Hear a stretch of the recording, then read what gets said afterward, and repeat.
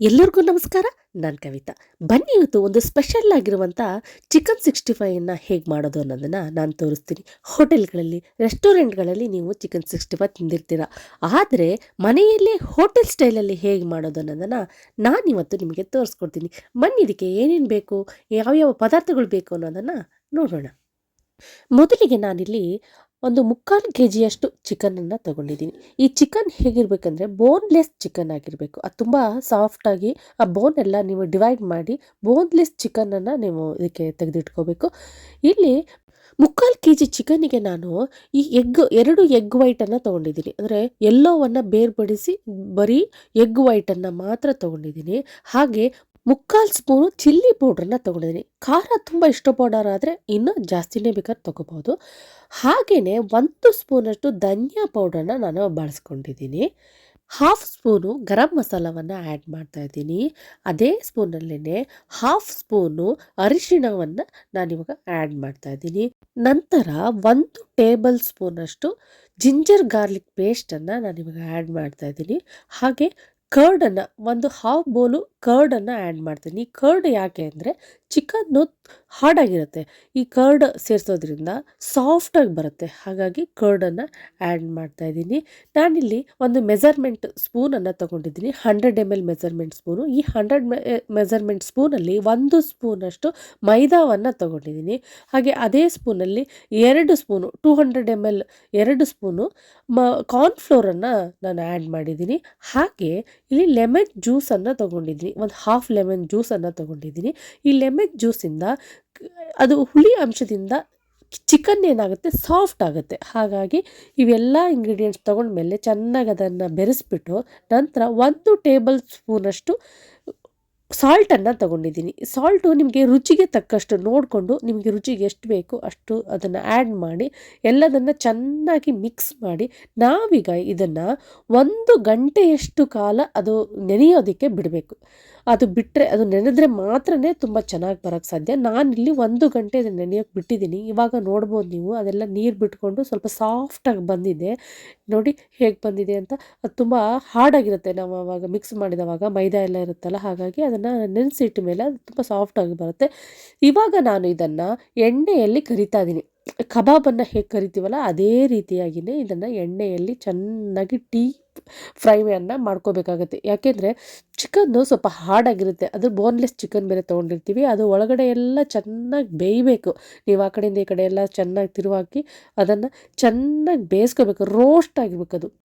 ಇದು ಕಬಾಬ್ ಥರ ಸಾಫ್ಟಾಗಿರಬಾರ್ದಿದ್ದು, ತುಂಬ ರೋಸ್ಟಾಗಿ ನಾವು ಬೇಯಿಸ್ಕೋಬೇಕಾಗತ್ತೆ. ಈ ಚಿಕನ್ 65 ಅನ್ನೋದು ಅದೊಂದು ಮೆನುವಿನ ನಂಬರ್ ಆಗಿತ್ತಂತೆ. ಆ ನಂಬರು 65 ಆಗಿತ್ತಂತೆ. ಹಾಗಾಗಿ ಅದನ್ನು ಎಲ್ಲರೂ ಚಿಕನ್ 65 ಅಂತ ಹೇಳಿ ಅದನ್ನು ಕರೆಯೋಕ್ಕೆ ಸ್ಟಾರ್ಟ್ ಮಾಡಿದರು ಅಂತ ಎಲ್ಲೋ ನಾನು ಓದಿದ್ದೆ. ನಾನು ತಿಳ್ಕೊಂಡಿರೋದನ್ನು ನಿಮಗೆ ಹೇಳ್ತಾ ಇದ್ದೀನಿ.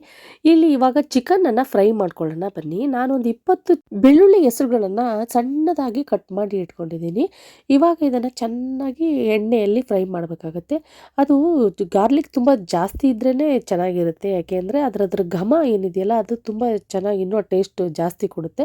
ಇವಾಗೆಲ್ಲ ಅದರದ್ದೆಲ್ಲ ಹಸಿ ವಾಸನೆ ಎಲ್ಲ ಹೋಗೋವರೆಗೆ ಚೆನ್ನಾಗಿ ಹುರ್ಕೊಂಡಿದ್ದೀನಿ.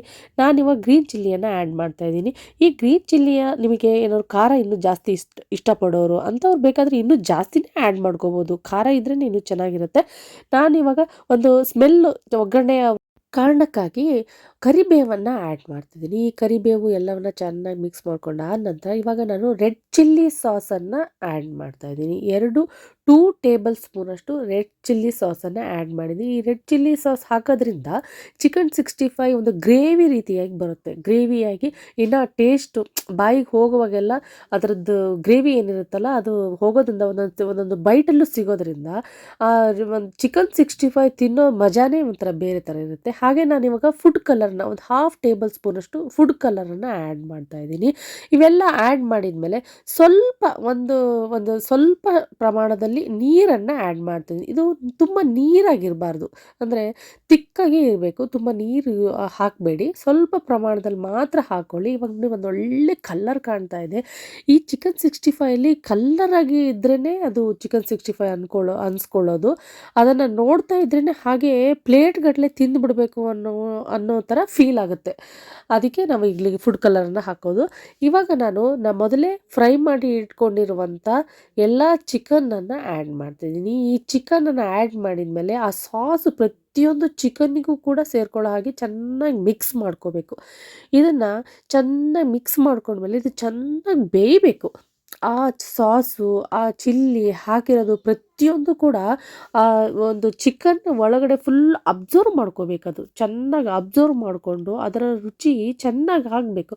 ಇವಾಗ ನಾನು ಗಾರ್ನಿಷ್ಗೆ ಕೋರಿಯಂಡರನ್ನು ಆ್ಯಡ್ ಮಾಡ್ತಾಯಿದ್ದೀನಿ. ಎಲ್ಲ ಹಾಕಿದ ನಂತರ ನಾನೊಂದು 10 ನಿಮಿಷ ಇದನ್ನು ಚೆನ್ನಾಗಿ ಬೇಯಿಸ್ಕೊತೀನಿ. ಅದನ್ನು ನಾವು ಡ್ರೈ ರೋಸ್ಟಾಗಿ ಮಾಡ್ಕೊಂಡಿದ್ದೀವಿ. ರೋಸ್ಟಾಗಿರೋದ್ರಿಂದ ಇವಾಗ ಅದು ಎಲ್ಲ ಚೆನ್ನಾಗಿ ಆ ನೀರಿನ ಜೊತೆ ಆ ಸಾಸ್ ಜೊತೆ ಎಲ್ಲ ಚೆನ್ನಾಗಿ ಅದು ಬೇಯೋದ್ರಿಂದ ಅದೇನಾಗುತ್ತೆ, ಈಗ ಮೆಲ್ಟಾಗಿ ಸಾಫ್ಟಾಗಿ ಬರುತ್ತೆ. ಇವಾಗ ಹಾರ್ಡ್ ಆಗಿರೋದು ಸಾಫ್ಟ್ ಆಗುತ್ತೆ. ಅದು ಸಾಫ್ಟ್ ಆದ್ರೇ ಅದರ ಟೇಸ್ಟು ಇನ್ನೂ ಹೆಚ್ಚಾಗೋದು. ಇವಾಗ ನೋಡಿ ಒಳ್ಳೆ ಕಲರು ಅದರದ್ದು ನೋಡಿದ್ರೇ ಹಾಗೆ ಯಾವಾಗ ಬಾಯಿಗೆ ಒಂದು ಹಾಕೊಂಡ್ಬಿಡ್ತೀವೋ ಅನ್ನೋ ಥರ ಫೀಲ್ ಆಗುತ್ತೆ. ಅಷ್ಟು ಚೆನ್ನಾಗಿದೆ. ನೀವು ಚೆನ್ನಾಗಿ ಬೇಯಿಸ್ಕೊಳ್ಳಿ. ಅದು ತಳ ಹಿಡಿಯುತ್ತೆ. ತಳ ಹಿಡಿದೇ ಇರೋ ಹಾಗೆ ಅವಾಗ ಕೈಯಿಂದ ಈ ರೀತಿ ಮೊಗಚಾಕ್ತಾ ಅದನ್ನು ಚೆನ್ನಾಗಿ ಬೇಯಿಸ್ಕೋಬೇಕು. ಅದು ಚೆನ್ನಾಗಿ ಬೇಯ್ದ್ರೇ ಅದರ ಟೇಸ್ಟ್ ಜಾಸ್ತಿ ಆಗುತ್ತೆ. ಪರ್ಫೆಕ್ಟ್ ಆದಂಥ ಚಿಕನ್ 65 ರೆಡಿಯಾಗಿದೆ. ಬನ್ನಿ ಅದನ್ನು ಸರ್ವ್ ಮಾಡೋಣ. ನಾನಿಲ್ಲಿ ಕಾಂಬಿನೇಷನ್ ಆಗಿ ಟೊಮೊಟೊ ಸಾಸನ್ನು ಹಾಕ್ತಾಯಿದ್ದೀನಿ. ಈ ಟೊಮೊಟೊ ಸಾಸ್ ಜೊತೆ ಒಂದು ಸಾರಿ ಟ್ರೈ ಮಾಡಿ ನೋಡಿ ನೀವು ಹೇಗಿರುತ್ತೆ ಅಂತ. ಸೂಪರ್ ಆಗಿರುವಂಥ ಟೇಸ್ಟ್ ಇರುತ್ತೆ. ಮಕ್ಕಳಿಗೇನಾದ್ರು ನೀವು ಸಾಸ್ ಹಾಕಿ ಕೊಟ್ರಿ ಅಂದರೆ ಒಂದು ಪ್ಲೇಟ್ ಗಟ್ಟಲೆ ತಿಂತಾರೆ. ಚಿಕನ್ ಬೇಡ ಅಂದವರು ಕೂಡ ಇದನ್ನು ಯಾರೂ ಬೇಡ ಅನ್ನಲ್ಲ. ಹಾಗೆ ಪ್ಲೇಟ್ ಗಟ್ಟಲೆ ತಿಂತಾರೆ. ನೀವು ದೊಡ್ಡವರಾದವರು ಕೂಡ ಇದನ್ನು ಒಂದು ಸಾರಿ ಟ್ರೈ ಮಾಡಿದರೆ ನೀವು 1-2 ಅಲ್ಲ ಪ್ಲೇಟ್ ಗಟ್ಟಲೆ ತಿನ್ನೋದು 100%. ಇವತ್ತಿನ ಈ ನನ್ನ ವಿಡಿಯೋ ನಿಮಗೆ ಇಷ್ಟವಾಗಿದ್ದರೆ ದಯವಿಟ್ಟು ನನ್ನ ಚಾನಲನ್ನು ಸಬ್ಸ್ಕ್ರೈಬ್ ಮಾಡಿ, ಲೈಕ್ ಮಾಡಿ, ಶೇರ್ ಮಾಡಿ ಹಾಗೂ ಬೆಲ್ ಬಟನನ್ನು ಕ್ಲಿಕ್ ಮಾಡಿ. ಮತ್ತೊಂದು ರುಚಿಯಾದ ರೆಸಿಪಿಯೊಂದಿಗೆ ಸಿಗೋಣ. ನನ್ನ ವಿಡಿಯೋವನ್ನು ನೋಡಿದ್ದಕ್ಕಾಗಿ ಧನ್ಯವಾದಗಳು.